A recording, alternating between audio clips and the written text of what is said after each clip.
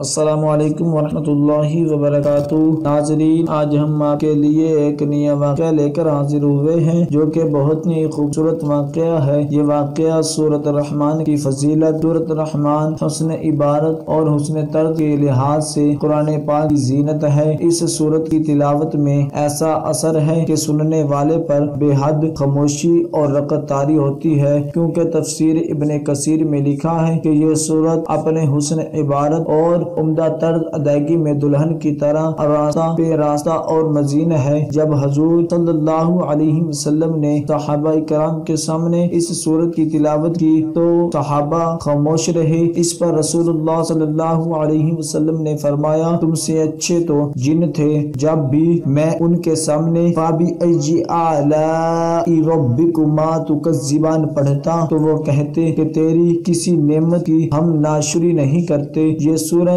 ہر قسم کی حاجت روائی کے لیے بہت اثیر ہے۔ حاجت کے لیے اس سورت کو 11 روز تک روزانہ 11 مرتبہ پڑھے، انشاءاللہ حاجت پوری ہوگی۔ اگر کسی گھر میں موذی جانور رہتے ہیں یعنی سانپ، کن، کھجورا، بچھو وغیرہ، تو اس سورت کو 7 روز تک روزانہ 7 مرتبہ پڑھ کے پانی پر دم کر کے مکان کی دیواروں پر چھڑکاؤ کرے، انشاءاللہ موذی جانور وہاں سے ختم ہو جائیں گے۔ دعا ہے کہ اللہ تبارک و تعالی ہم سب کو ان کلمات پر عمل کرنے کی توفیق عطا فرمائے۔ صدق اللہ العظیم۔